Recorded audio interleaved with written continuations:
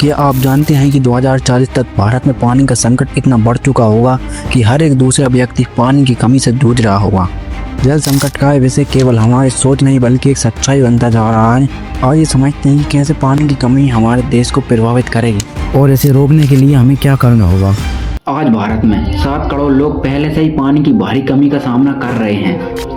हर साल गर्मी के मौसम में हमारे कई शहर D0 की स्थिति में पहुंच जाते हैं। अगर यही स्थिति बनी रही तो 2040 तक भारत का अधिकांश हिस्सा पानी के लिए संघर्ष करेगा। वैज्ञानिकों का मानना है कि 2040 तक भारत के 40% आबादी को पीने के लिए साफ पानी नहीं मिलेगा। जल संकट का असर हर क्षेत्र पर पड़ेगा। जैसे कृषि फसलें सूख जाएंगी और खाद्य उत्पादन आधा हो जाएगा। मेट्रो शहरों में पानी की मांग 2 गुना बढ़ जाएगी लेकिन सप्लाई सिर्फ 50% होगी।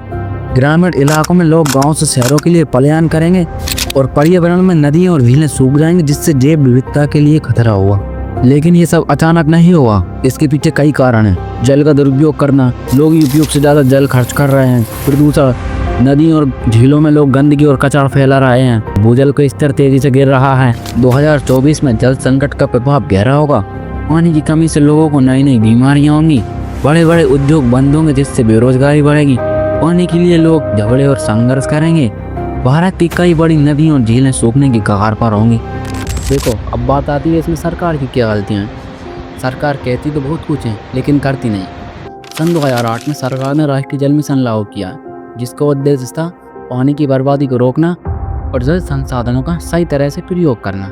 सन 2014 में भारत सरकार ने नमामि गंगे योजना लागू की जिसका उद्देश्य था गंगा नदी के जल को साफ करना और प्रदूषित मुक्त करना, साथ ही पानी की बचत को बढ़ावा देना। लेकिन सरकार फिलहाल इस पर भी ध्यान नहीं दे रही है। सन 2019 में भारत सरकार ने जल जीवन मिशन लागू किया। इसका उद्देश्य था प्रत्येक ग्रामीण घर में नल कनेक्शन लगना और पानी की बचत करना। लेकिन केंद्र सरकार की रिपोर्ट में यह भी खुलासा हुआ है कि अब तक कुल देश भर में 10.68 करोड़ घरों में नल कनेक्शन प्रदान किए गए हैं, लेकिन अभी भी 59.31% घरों में नल कनेक्शन प्रदान नहीं हुए।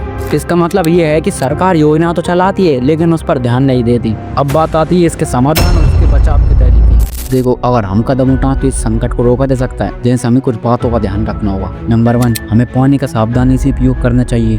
नंबर 2, हर घर और संस्थानों में रेन वाटर हार्वेस्टिंग लागू करना चाहिए।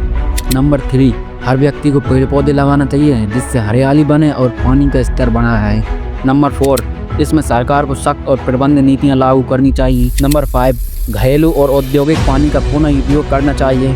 अगर इन सब बातों को हम ध्यान में रखें तो इस संकट को रोका जा सकता है।